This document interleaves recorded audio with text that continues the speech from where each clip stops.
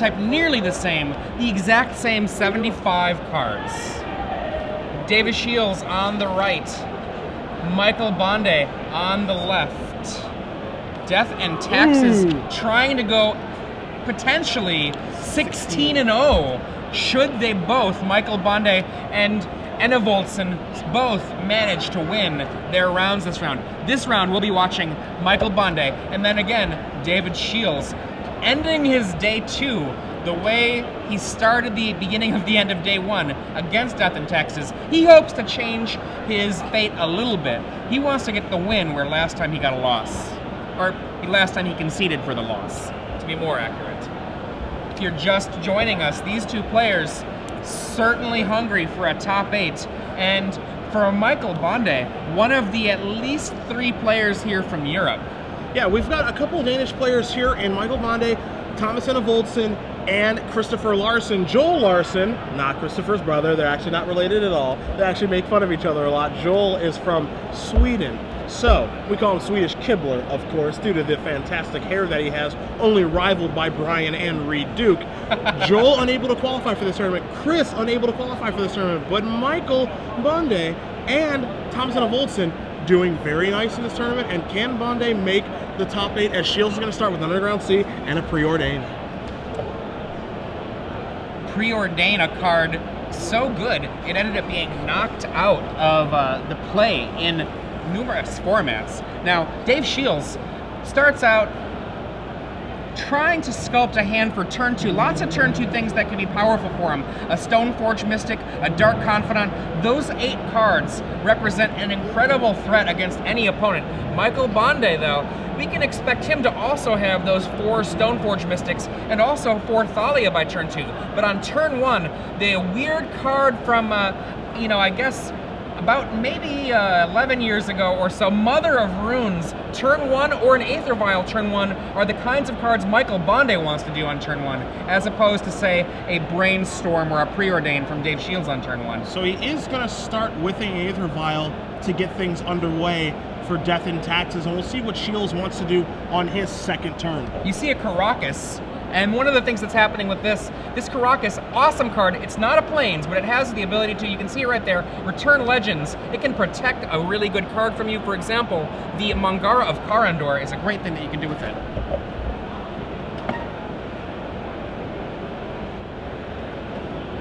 All right, Mr. Shiels, it is on you, my friend. What to do on your second turn against what we were being told now is Michael Bonde. Not Bonde. We want to make sure we do get it right for our Danish audience. It is Bonde. So Shiels is going to play a Deathrite Shaman. After resolving that period, you see a Liliana Veil in his hand as well, as we're going to watch that Aether Vial go up to 1. Aether Vial represents a really excellent source of mana for decks like Merfolk, for decks like Goblins. Every turn you put a counter on top of it, you can tap your Aether Vial to put a creature into play that has the same casting cost as the number of counters, which means, in essence, Aether Vials can produce a huge amount of mana over time. Yes. Part of the reasons why Goblins and this deck both are able to fit in very mana-hungry cards like Rishadan Port and the cards like Wasteland, which are going to deplete their own resources while knocking somebody else's resources. So Bonde's going to play an Phyrexian Revoker, and I'm interested to see what he's going to name in this matchup. It's very easy to name Deathrite Shaman, but he could also name a card like Liliana the Veil, can name Jace the Mind Sculptor. His Cavern of Souls is going to be naming Horror to be able to push through that Revoker, and we'll find out exactly what he's naming with this. You know, it's funny, I didn't actually realize that that was a horror until this very moment. I thought it was a mirror. Well, Swords to Plowshares will take care of that Phyrexian Revoker. We go to the next turn. Dave with a Deathrite Shaman in play that he can certainly use, a Wasteland in hand, a Liliana, another Wasteland in hand, at least 1 fetch land to get any of the duels that he has in his deck, and perhaps a Vendilion Click. One of the blue cards in his hand escaped me. Now, that Revoker was naming Deathrite Shaman, so it was looking to shut down the incredible Birds of Paradise and everything else that that card can do. So we'll see how Shiels wants to navigate in the next couple of turns here as we do go. You see a couple of Wastelands in his hand right now as well. He's got that Liliana the Veil at his disposal. He can really get after Bonde's mana base if he needs to. one of the things that's fairly frustrating for David here, the Aether Vial makes his double Wasteland draw a lot less good. Wasteland's still good against utility creatures that Michael might have, but Aether Vial is a very good way to dodge the power of a Wasteland-heavy draw that Dave has. Now this is interesting, because now we are in Bonde's upkeep with the Aether Vial trigger on the stack. He's going to bounce Karakas, he's going to Wasteland Karakas, and now in the draw step, we do not see a Vendilion Clique. So, just a Rishadan Port here from Bonde to start his turn, but now Vial's up to 2, and we know, Adrian, that he's got a lot of 2-mana spells in his deck. Now, when it comes to either Thalia, Guardian of Thraben, or Stoneforge Mystic, either of those cards can change the entire tenor of a match. We see another pair of Aether Vials, kind of mocking the other Wasteland still in Dave's hand.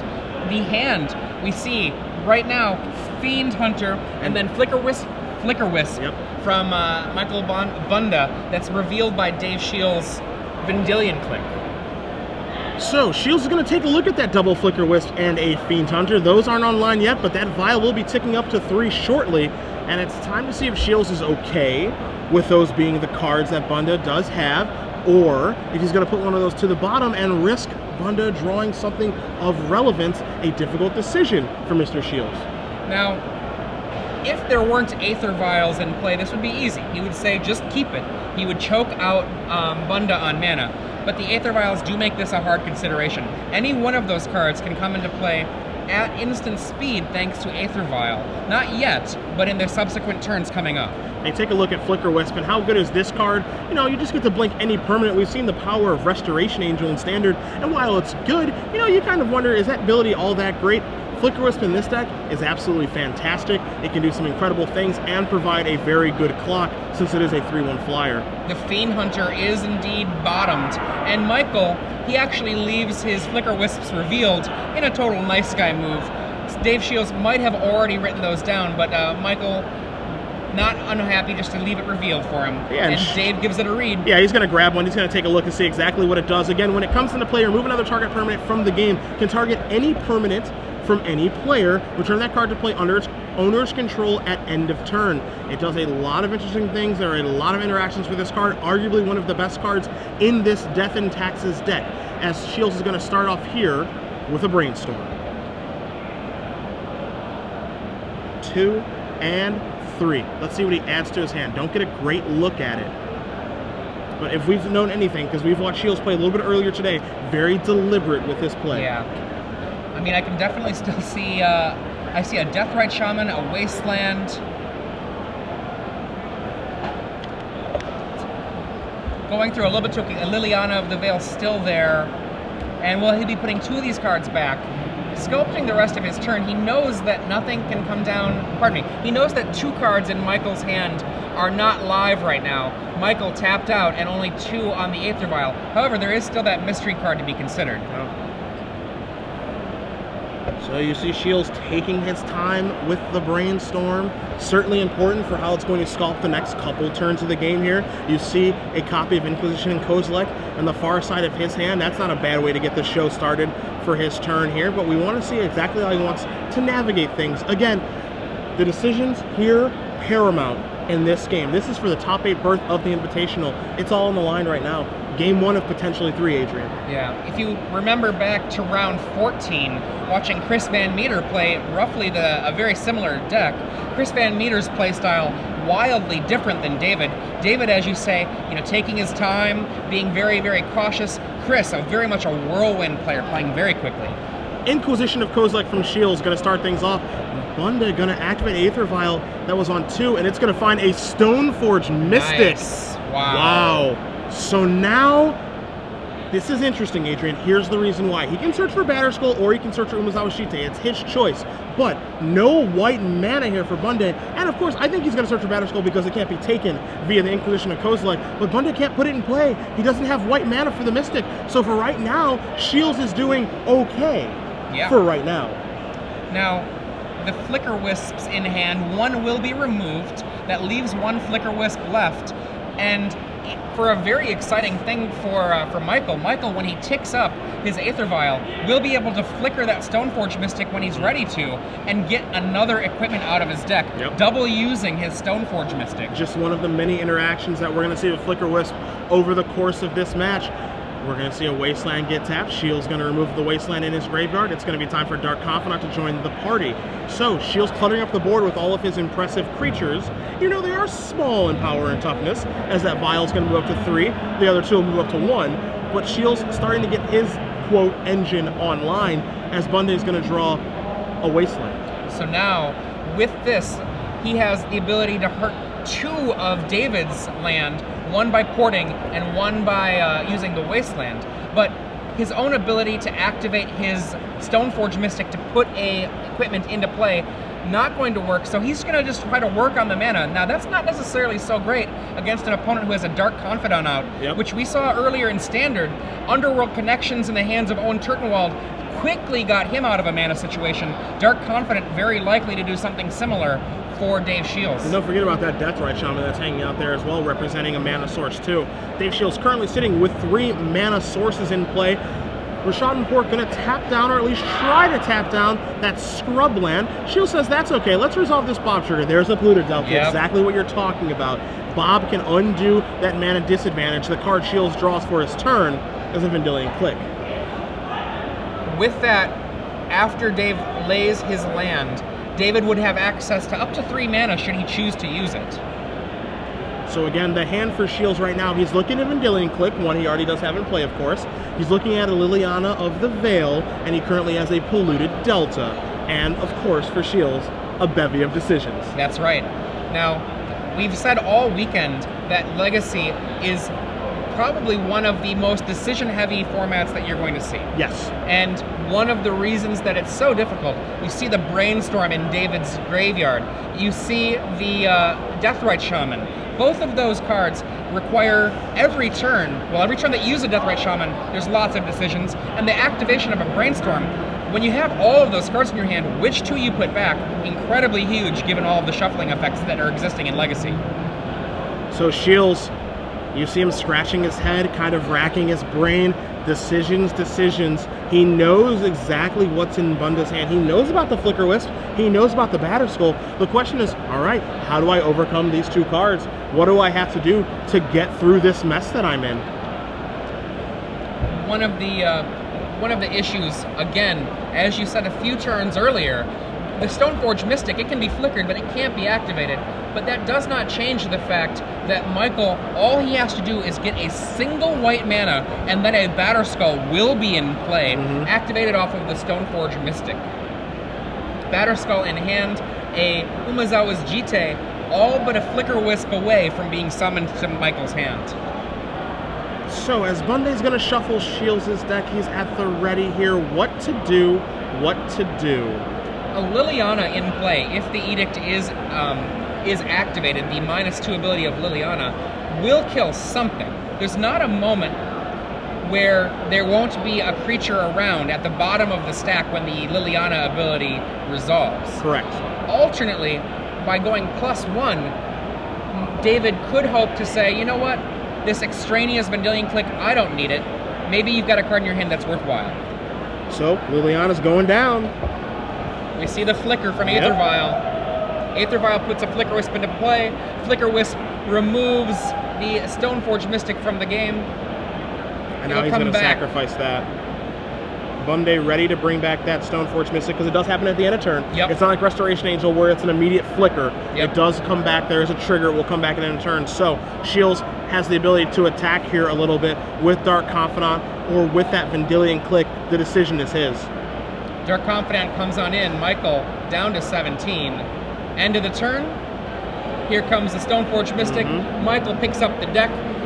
One of the, I think, only things about Legacy that I find a little frustrating is just how often you shuffle. You know, you can see, you know, Caleb Durward, for example, he's got the braces on his arms for carpal tunnels. I think it might be because he's played so much Legacy. He does love Legacy. I mean, does have a Grand Prix top 8 You could argue he broke that format in Columbus with the Vengevine Survival Basking Rootwalla deck as well. He does love a legacy, as we see Aether Vial at their natural homes, 3, 2, and 1, right, turning on everything for Bonde's deck right now. So he's got exactly what he wants. Draws another Stoneforge Mystic for the turn. Also has the equipment. He's going to hard cast into Umezawa's Jitte now, threatening that for subsequent turns later on in the game. There are 27 creatures in Michael's deck. And now all of them, at least as long as those Aether Vials are in play, all of them are free. That is a huge portion of your deck to have no cost.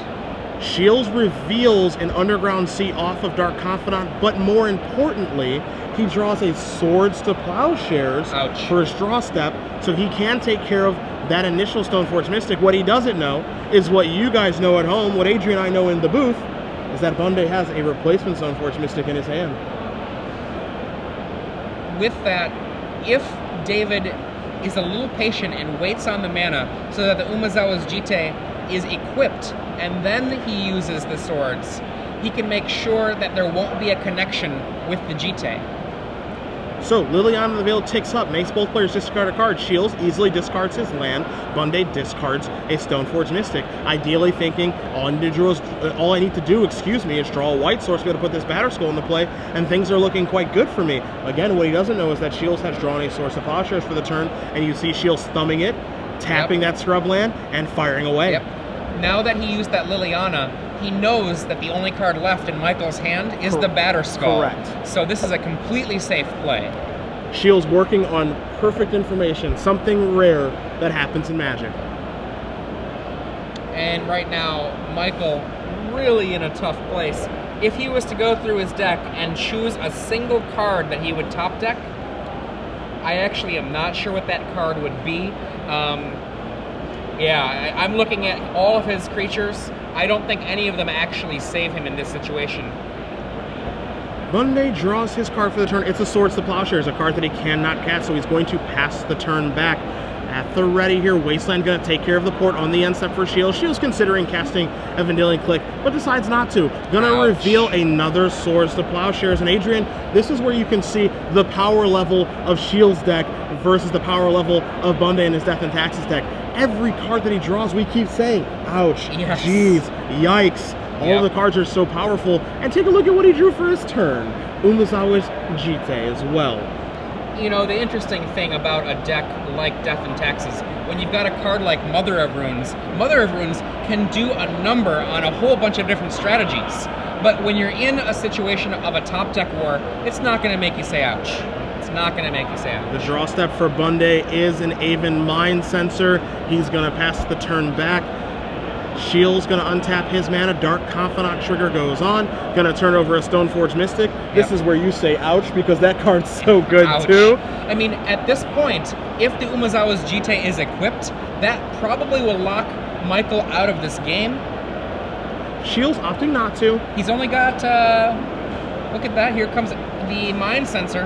Who is the Mind Sensor going to ambush? If anybody, if Shiels lets it block, because again, he does have that Source of Plowshares in his hand at the ready. A little surprised not to see any equip there because he does have the swords, but again, Shiels very meticulous, going to let this trade happen. I think he's happy with that trade. Yeah, he's perfectly fine with this trade. He's still doesn't mind. Yes. Liliana gonna go up, discard. There goes the swords. There goes a card for Shiels.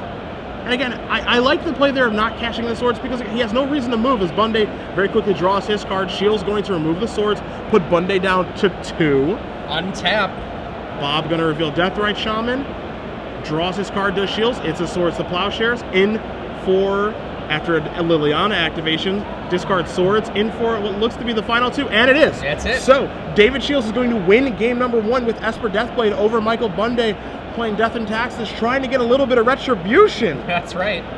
In this matchup, where he did again concede round number 8 to Thomas and Volton playing Death and Taxes because he would have lost given enough time. So, let's take a look at the sideboards first. We're going to start with Bonde. You have it in front of you. How can he turn it around? Well, I mean, one of the things we know was a part of the plan for Thomas Innevoldsen was Cataclysm. Yes. So I would not be surprised to see Cataclysm come in here for Michael.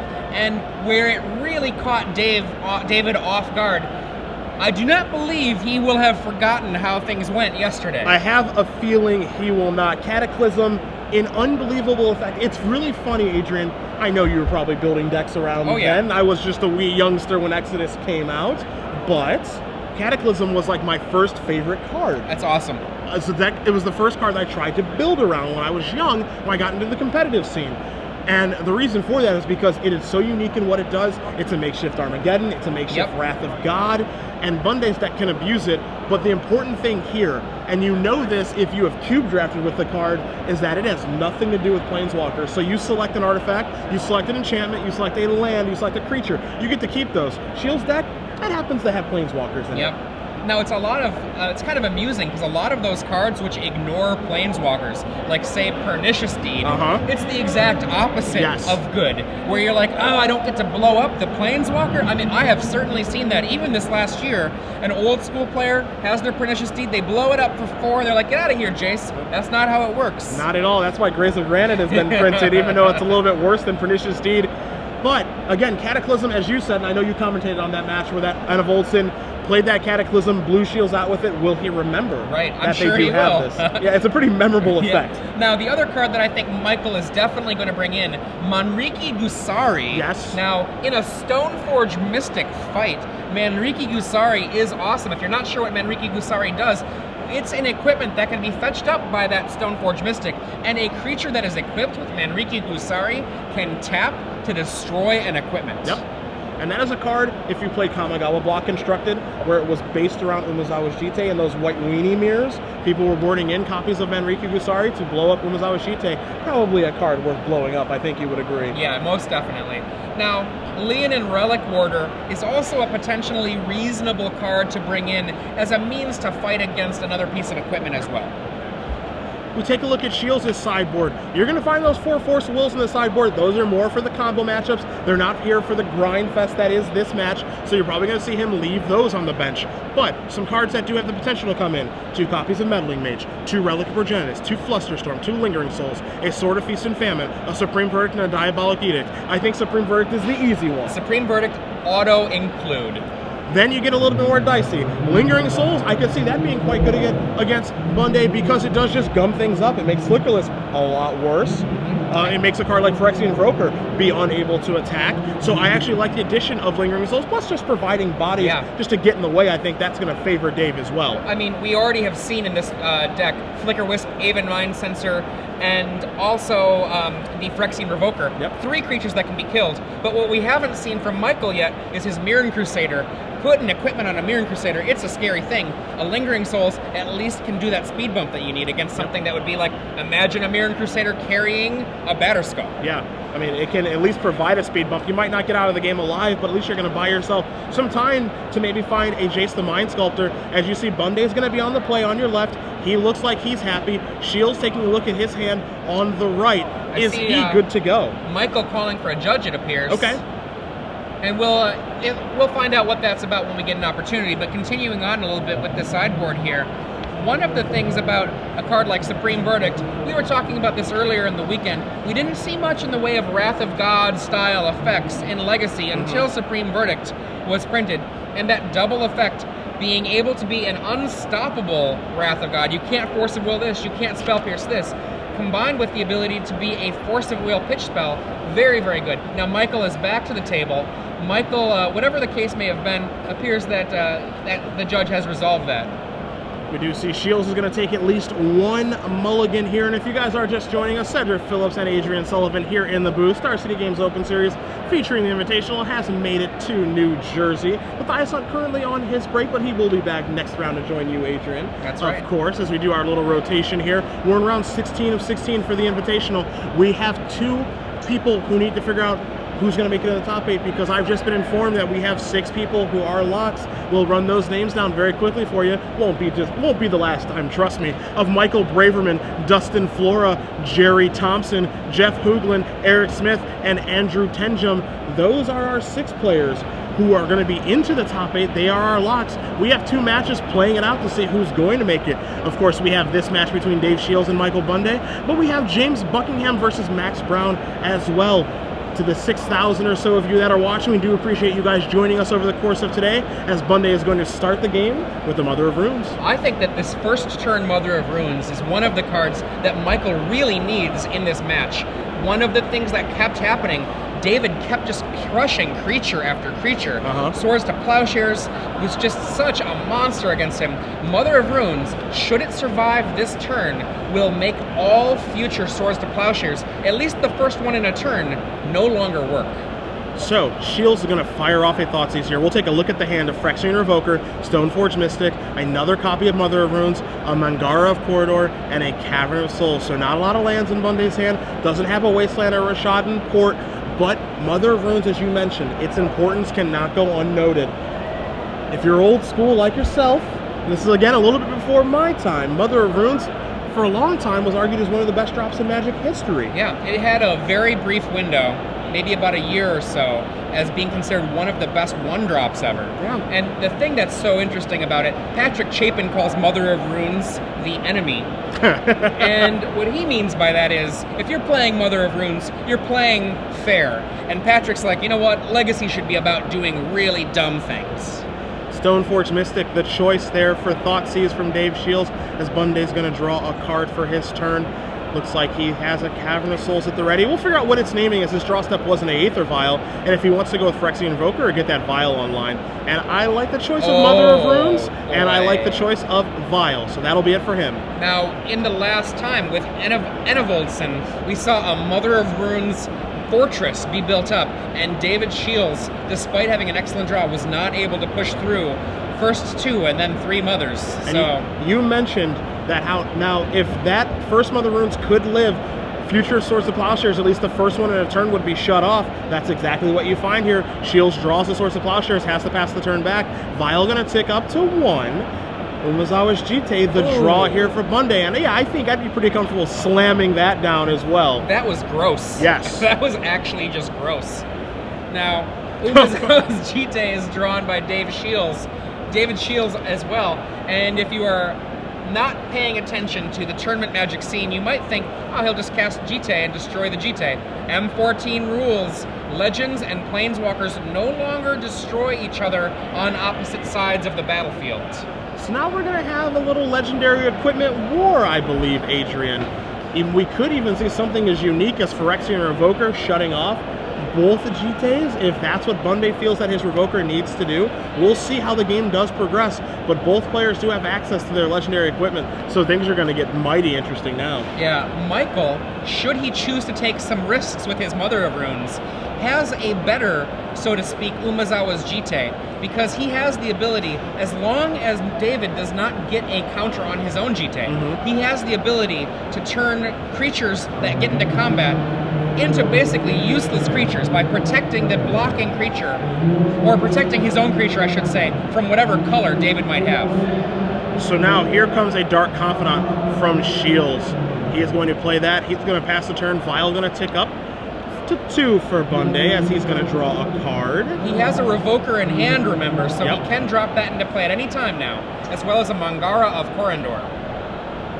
Going to activate Aether Vial, and again, here's a fun thing about Aether Vial. You have to respond to the activation of Aether Vial. That's the thing that goes in the stack, not the creature coming into play. So, the activation of Aether Vial is going to happen. Shiels is going to sacrifice his Marsh Flats before that activation does resolve, and search out a land, which is a Tundra. You know, I imagine he is doing that because he thinks he is a... Oh, wow. Thalia. That was insane. That blows up Shiels' plan entirely. So now Shiels had Swords of Plowshares up, and we thought Bonde might put in a Phyrexian Revoker, but no, it's Thalia, which makes the swords cost 1 more mana, which Shiels obviously doesn't have, and now the equip of the Jitte, send in with the Mother Runes, and what Shiels going to do, block? I don't think so. This is really sick. This is really, really a terrible moment. I actually can see a line of play where what he does is blocks, kills the Mother of Runes, forces the other Mother to tap to protect that Mother if Michael wants to keep it around, and then swords the other Mother afterwards. But he can't, I mean... But that's not good either. Yeah, I don't think that's very good either. There's nothing good here. Yeah. Mother of Runes making life very difficult. You see Shiels understand, I mean, you can see how difficult of a situation this is for him now, because not only does Thalia blow up his Swords to Plowshares plan, as you're going to see Mother give protection from black to the Confidant, it blows up his Swords plan, it makes it so the Confidants are going to die, but it also blows up his plan of maybe doing something with Umezawa Shite as well, because it's going to cost an additional mana, and if Shiels did have a Supreme Verdict, oh, you're an additional mana away from that too? Unbelievable top deck of Thalia, Guardian of Thraben. Oh, and we didn't even mention how Brainstorm's going to cost 2 now as well. Doubling the cost of so many of Shiels' spells is huge. I mean, right now he has to Swords to Plowshares one of these Mothers while he can. Yeah, I mean, you can make an argument for, hey, how about he just Swords to Plowshares that Thalia and get the show back on the road, but then you have to deal with that problem of double Mother of Runes and Umezawa's Jite taking up its counters. Shiels, a very skilled player, he's got some work to do to get himself out of this situation, and Brainstorming is not a bad start. Right. I mean, he has decided that rather than figure out what to do now, a little bit more information first. Yeah. See what else is happening. Because let's pretend that there's a Supreme Verdict in those top 3 cards. Well, that's a lot better on turn 5 than saying, you know what? Swords to Plowshares that, oh, I drew a Supreme Verdict. That's sad. Yep. That would be the definition of sad. As we're going to watch here, Shields going to resolve a Brainstorm, what 2 cards to put back, and really, Adrian, how to navigate this game moving forward. Even a card like Jace the Mind Sculptor, as good as Jace the Mind Sculptor is, and it's probably, arguably, one of the best cards in Magic history, can't get him out of this situation. It looks like he's debating whether to push back a Liliana of the Veil. Liliana of the Veil, a really good card against creatures, but when you've got a swarm of little munchkins like Michael has, it seems like there's an abundance of random creatures you can just get rid of. Not to mention Liliana going to cost 4 mana as well. You know, this is part of the reason that when Maverick was, at its heyday, that deck was having a lot of success. Thalia directly responsible for that. Of course, we can't ignore the power of Knight of the Reliquary, Wasteland Scavenging Ooze, along with Green Sun Zenith, of course, but Mother of Runes, Thalia, Guardian of Thraben, 2 cards that had a huge impact in that deck. You see them having a huge impact now. For what it's worth, Adrian, this is kind of a Maverick-style deck. It's just a different take on it. Now, when you say a Maverick-style deck, what that means in general is just a deck full of utility. If you look at the creature list that Michael is playing, Mother of Runes, Stoneforge Mystic, Phyrexian Revoker, Thalia, Guardian of Thraben, Flicker Wisp, Aven Mind Sensor, Mangara of Corondor, Fiend Hunter, all utility creatures. There's only one creature here that is not there for utility, and that is Mirran Crusader, which is there to close out a game. Yeah, difficult to answer, close out a game, great with your equipment. As we will watch here, Bonde's going to draw a card. He's going to tap 2 mana. It's time to equip this Thalia, Guardian of Thraben, and get into the red zone. Mother of Runes, she doesn't like to attack very much. She'll be playing defense and protection probably for the rest of this game. You see Shields twirling his pen, realizing I'm in a world of trouble right now. I'm not going to die very quickly, but I don't know if I can get out of the situation that Bonde has put me in. Worth remembering, Michael has a Phyrexian Revoker and a Mangara of Corondor in hand still. So he still, let's pretend that David were to use, say, a Supreme Verdict with a 5th mana, not that he has that. Michael would immediately be able to drop down that Revoker at the end of the turn, equip the Umezawa's Jite, and keep going. Yeah, and just reload as though nothing really did happen. You see Shields going to play a Marsh Flats here to start his turn. You see that Deathrite Shaman in his hand. Also does have that Liliana of the Veil, as you did mention. He's going to start by sacrificing the Marsh Flats. Going to knock himself down to 11, it looks like. Get a land and see exactly how he wants to go navigating this turn. But I'm with you, Adrian. He's in a lot of trouble right now. And again, it's kind of a slow burn. Yeah. But if you can't get out of the situation Death and Taxes presents, you're dead just without being dead. If you think about the math that Umezawa's Jite represents, that's 8 damage that could be coming over next turn. Add in a Phyrexian Revoker, that's 10. Things are very close, and we do have a result in. My goodness. One of our little birds has flown on in and told us that there's a 2-0 victory. Who is the winner between Buckingham and Brown? James Buckingham defeats Max Brown, so it looks like he's going to be moving into top 8 now. As you saw here, Shields cast the Liliana of the Veil. With that on the stack, I'm going to activate my Aether Vial, says Michael Bonde. And as he does that, he names Liliana of the Veil with that Phyrexian Revoker. So, hey, nice Planeswalker, my friend. Sorry, but you don't get to activate that. Wasteland, take care of a land here. Will Bonde gonna kill a Tundra? That Deathrite Shaman, that's not there anymore either because that Umezawa Shite, and now Bonde just gets to keep coming over. And the interactions that you see here with the other vial in this deck, unbelievably powerful. Absolutely. Now, it's worth noting, Michael uses a wasteland against somebody with much more land in play, because you know what? He does not need very much mana. That Aether Vial is going to do most of the work for him for half of his spells. 27 of his cards are creatures. Yep. We're going on to a game 3. How different was game 1 and game 2? Those are wildly different games. As you see, Bunde's going to tie it up against Shiels. Bunde's deck worked exactly how he wanted it to there. Get a Mother of Runes online, make things difficult for Shields removal, make those Swords of Plowshares much worse, and then let your weird creatures, for lack of a better term, get to work. Thalia, make things more expensive. Phyrexian Revoker, make it so the Planeswalker's no activate abilities don't work very well. Then, you know, he's got his lands and Wasteland and Rashadan Port. He gets to do these kind of wacky things. His deck is so disruptive in what it does, while also having those disruptive cards actually kill you. You call them, you know, people often call them hate bears against combo, but, you know, they're just annoying bears, really. I'm sure Shields is looking at Thalia going, that stupid 2-1, wish I could get that thing off the table. Dumb Revoker, I wish that wasn't here either. They just have 1 toughness, why is this so hard? But that's exactly what Death and Taxes wants to accomplish, and Bonde was able to do it that game, and we'll see if he can do it one more time. I mean, when you think about the Den Mother in the form of Mother of Runes, just making sure that nothing happens to any of her kids. Yep. And a lot of times, all she does is just stand there with her arms crossed. She never once taps, but you know what? You've just got to behave, because if you try to do something, she'll be like, no, not that. I don't think so. As Bonde is going to shuffle up here for game number 3,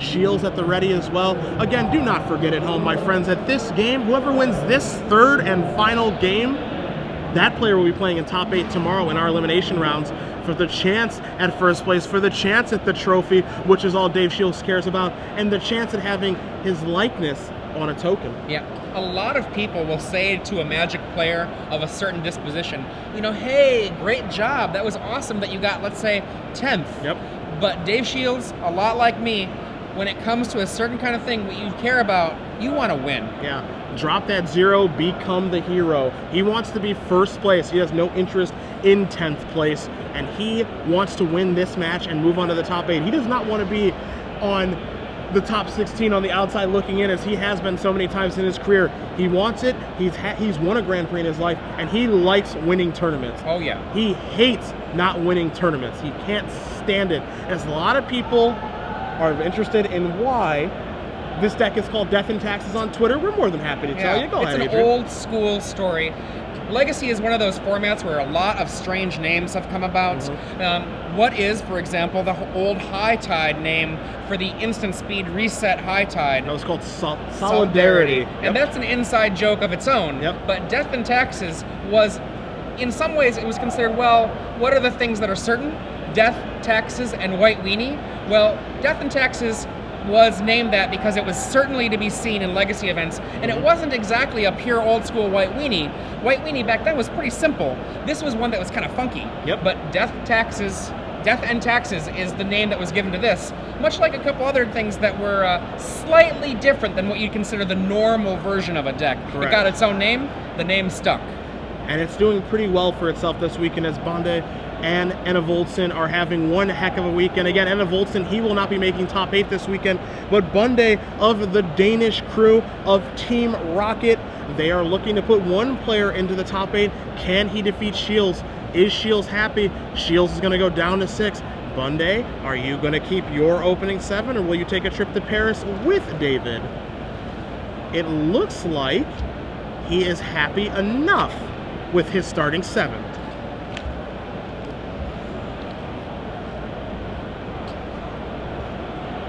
Michael, I'm not sure if you've been paying attention as well at home. There are numerous moments through this match where Michael has flashed this smile after a draw.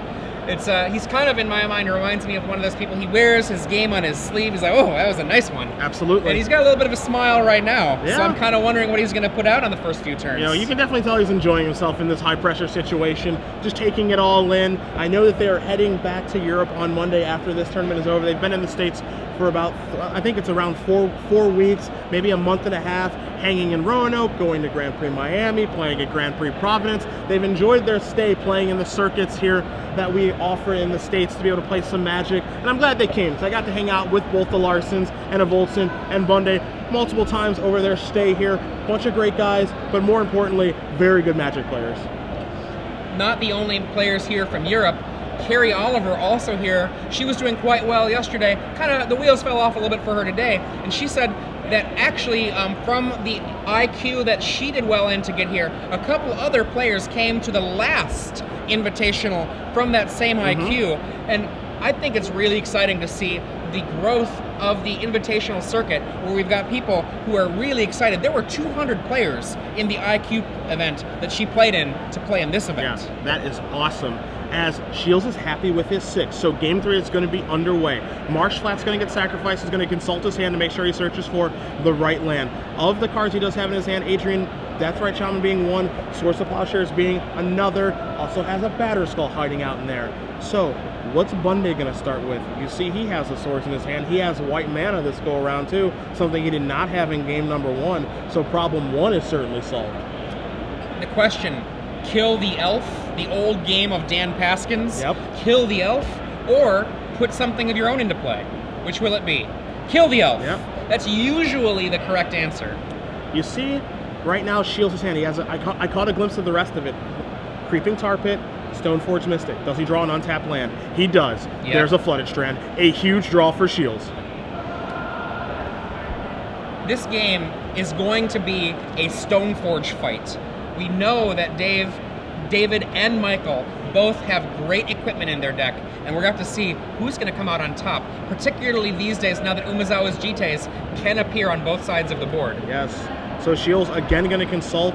He's going to get a Stoneforge Mystic. He's going to get a Tundra, and now he's going to search for an Umezawa Jite and pass the turn back. On the Bonde we go. He's going to draw his card. He draws looks like a Batterskull. Yeah, that was a Batterskull. Let's see, Stoneforge Mystic Batterskull, at least one Wasteland, but I think 2 Wastelands. I think he has a Mother of Runes hiding out over there as well. Now, interesting there, if that was a Mother of Runes, he chose a Swords over Mother, to give you an idea of how important Deathrite Shaman is. And now he wants to cast his own Stoneforge Mystics. What's he gonna get? You said it would be a battle of Stoneforge Mystics, and that's exactly what it looks like to me. Manriki Gusari is what he's going to search up. So he wants to trump some equipment with a smile on his face. He brings that out of his deck. Wow, this card absolutely dominated Kamigawa block constructed once it was printed. Everyone was fighting over all of the Umezawa's Jites. You'd have your 4 Umezawa's Jites, I'd have my 4 Umezawa's Jites. Manriki Gusari came in as Umezawa's Jite answers number 5, 6, 7, and sometimes 8. Here in Legacy, Michael searches one up, ready to fight against another Stoneblade Mystic deck. So, Shiels going to draw a dark... Stoneforge Mystic, sorry. Shiels going to draw a he draws a Creeping Tar Pit, and he draws a Dark Confidant to go along with that. So, let's see how he wants to navigate this turn. He can, of course, represent the Stoneforge, he does have Umezawa Jite in his hand. He does have a Batterskull, so he certainly has some things he can do with it. It's going to be a Stoneforge Mystic fight, but how to go about winning that fight? That is the question here. The cards that David has in his hand, that Swords to Plowshares to remove the other creature. He could lay a Dark Confidant and try to overwhelm it. He could lay the Jite down immediately and try to get it on the table as soon as he can. There's a lot of options. He goes with Dark Confidant, Creeping Tar Pit, passes the turn. Bonde draws an Iganjo Castle, excuse me. Tapping 2. I think he might just equip up his Stoneforge Mystic. Nope, incorrect of me. Down comes a Batterskull. Batterskull too. Wow, unbelievable. So now Batterskull's going to come into play. Germ Token coming in on that. Unfortunately for him, he saw David Shiels pull up an Umezawa's Jite, but he has naturally drawn a Batterskull of his own. And he has a Pithing Needle. Is that going to be on Stoneforge Mystic? Wow, what is he going to name with this? Again, Pithing Needle in his sideboard. One copy. As a one of. Lots, he's thinking about it.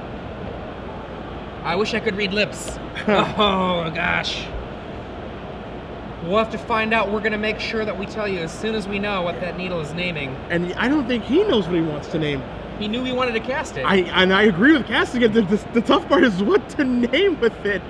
as we're going to find out momentarily. He's writing it down. He's going to go with Jace, the Mind Sculptor. That's not a terrible card to name. All right. He's going to pass the turn back. So now Shiels is going to start his turn. Reveal for Dark Confidant. Supreme Verdict. Wow. David Shiels, very, very skilled player. I'm sure he knows how Manrique Gusari works. He's got to figure out how to navigate this situation. Bob, always going to be giving him a fuel of cards, but what he does not want to have happen is he does not want to have an Umezawa's Jite from Michael, should Michael have his own, come down and murder his Bob. Difficult thing here for Bonde. Shiels has 2 copies of Swords of Plowshares in his hand, also has that Supreme Verdict as well. How is Shiels going to deploy these cards? Because he needs to convert these cards into actually being used, convert these resources into trying to win this game. He's having a little bit of mana problems right now, but he has enough cheap spells, and there's not a Thalia Guardian of Thraben out there making things difficult. But he has to navigate these turns correctly because he's staring down a Batterskull, and he's just going to pass the turn back. So, Bonde draws his card for the turn. It's a Wasteland. Oof. Right now, Dark Confidant staying in play is of utmost importance to David. Every turn it's in play is yet more opportunities for land. We see the Dark Confidant and the Stoneforge Mystic on one side. Batterskull swings in from Michael.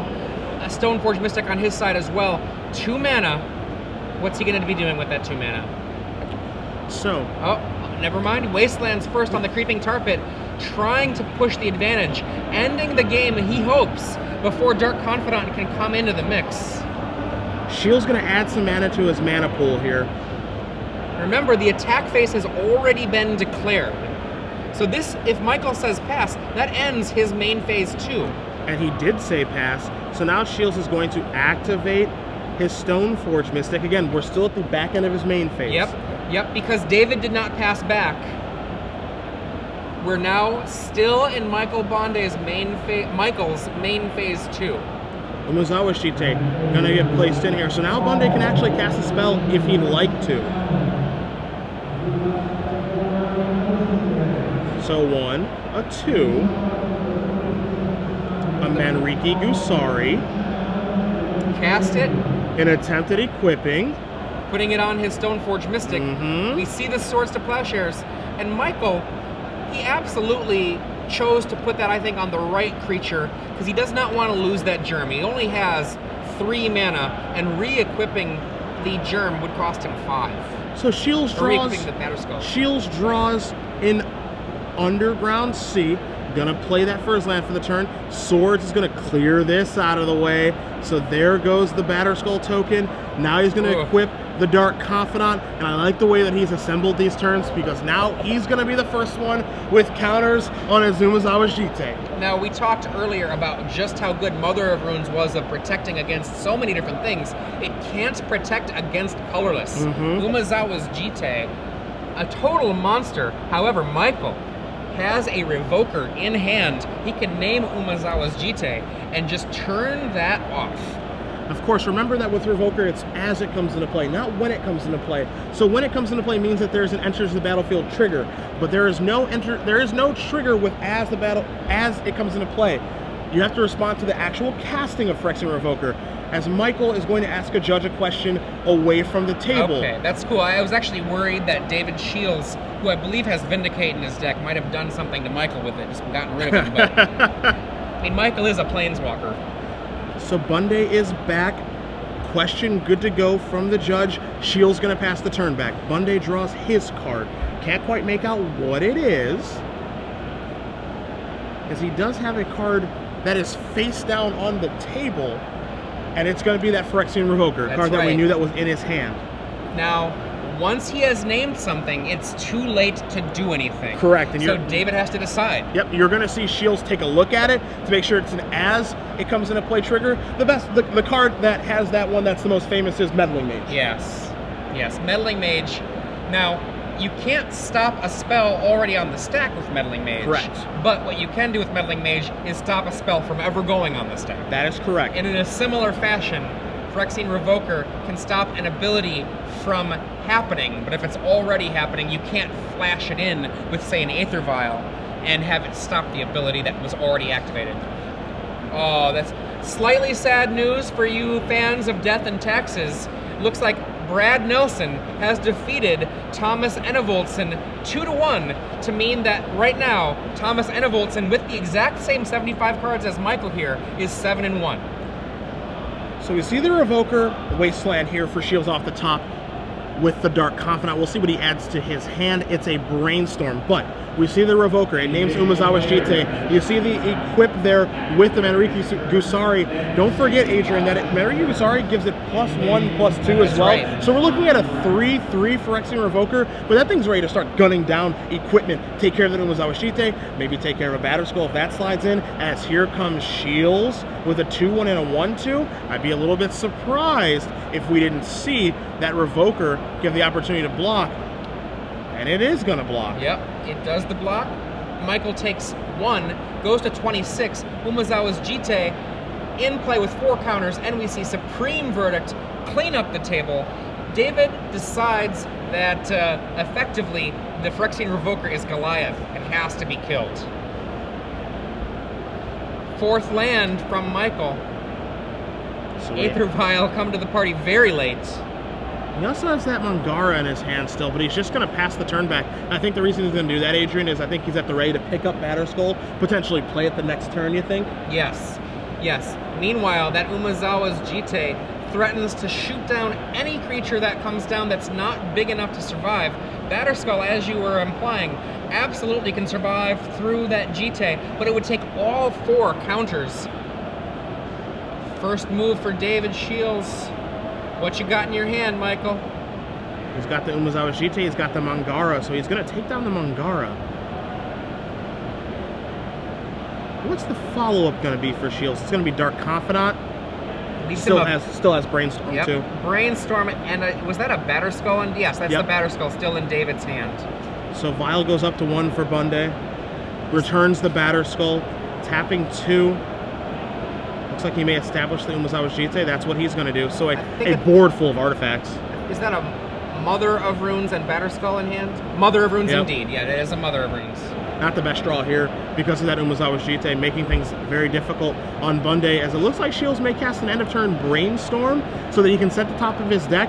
Get a look at 3 new cards, of course, but set the top of his deck for the Dark Confidant. Right. Now you might ask, why didn't he do that at a different point in the game? Well, he does not want to have the Dark Confidant hit him too hard. He is at 11 life. He knows a Batter Skull is in Michael's hand. Preserving that life total a little bit more important to him right now than making the most efficient Brainstorm. Shiels ready to equip the Jite to the Dark Confidant. Gonna turn that sideways. You see Bonde's life total 27 to Shiels' 10. So Shiels has a lot of work to do, but Dark Confidant can provide such a huge advantage. That Jite is going to go up to 6. Shiels looks like he's going to play that Deathrite Shaman that he drew, going to wasteland away the Iganjo Castle, so now he's actually able to even start attacking Bonde's resources, as he's going to vial in a Mother of Runes, and Shiels says, I don't think so, let's get that out of here. Shiels is not going to be so foolish as to let the Mother of Runes become active. Bonde just plays his land that he draws for the turn. Last card in his hand, a Batter Skull, as Shiels is going to turn over an Underground Sea, draw 1 for the turn, and Adrian, I feel like things are starting to shift David's way in a big way. Absolutely. I think at this point, we are looking at a situation where what we're going to need to see from Michael is land and the Batter Skull hit the table, and that won't be enough immediately. So then he'll have to pick it back up and then relay it, because unless he has boarded in cards like Oblivion Ring, just looking at his 75 cards, his only path at this point through that Umezawa's Jite is relaying the Batter Skull several times, unless he has boarded in his Oblivion Rings. So Deathrite Shaman going to remove the Iganjo Castle, give Shiels some mana to be able to play that Batter Skull. There's the Germ token. As the Vial moves up to 3 for Bonde, he's going to play an Aether Vial and pass the turn back. And no more smiles for Michael, unfortunately, as Shiels is going to reveal a Marsh Flats. He'll draw a card, it's a Brainstorm, and Adrian, he is pulling ahead by a margin that may be insurmountable here for Bonde. There's just not much time left. Michael was at 27 life, but this is going to be chopped away at very, very quickly. with 6 damage coming in without a Jite pumping it, and a Deathrite Shaman providing another 2 damage, we're talking at potentially a 2-turn clock here. So you see 2 pumps there from Shiels. He's going to make the attack, so it's going to be 6, 10. It's going to put Bonde down to 11. Shiels going to get 2 more counters on the Jite, and you know, this isn't the first time that we've seen Umezawa Jite dominate a board, as Bonde is going to draw his card. He's going to pass the turn back to Shiels. A Deathrite Shaman activation, going to remove Source of Plowshares, knock Bonde down to 9. Just a breath away from dying here. And now there's a Brainstorm. Hit 1, hit 2, hit 3. You see Shiels is the one that's all smiles now. Pretty hard not to be, as he knows is 1 turn away from making the top 8 of this Invitational. He is 1 turn away from potentially winning $10,000 and 1 turn away from hoisting what matters most to him, a trophy. Yep, the trophy of a champion. That's what he's gunning for here. Also, after that Brainstorm, turning it into a Brain Ancestral Recall, fetches with a Marsh Flats, gets rid of some chaff, does another Brainstorm on top of it, it looks like. Yeah. Just trying to make this be the last turn for sure. Yeah, he is really pushing his advantage. He does not want this turn to go any more turns than, he doesn't want this game, excuse me, to go any more turns than it actually needs to. So resolves some Brainstorms, make sure his Dark Confidant doesn't hurt him. There's an Underground Sea, adds a Polluted Delta to the hand. Just a Thought Seize maybe to see if the coast is clear. There it is. There, is the coast clear? Are you a god? Bonde shows him a hand of Batterskull and Source of Plowshares, and David Shiels with a little fist pump is going to defeat Michael Bonde 2-1. Esper Deathblade defeats Death and Taxes, and for Shiels, he is not on the outside looking in. His concession to Thomas Enevoldson does not come back to haunt him. He'll be playing in our elimination rounds tomorrow morning. Awesome, awesome magic. I know we had some people on our Twitter stream there talking about how awesome it was watching this. In the background, you can see we had some good spectators there. I saw Max Tietz, I saw Caleb Durward. These 2 players, really, really a good fight between the 2 of them. A high 5 given to Dave Shiels. And there on the left, Michael making this loss, joining Thomas and Enevoldson. Both these players 7-1 with Death and Taxes. I wouldn't be surprised if that handshake that just happened between David and the player to the far left might have been Thomas Enevoldson actually himself. Yeah. Again, congratulations to David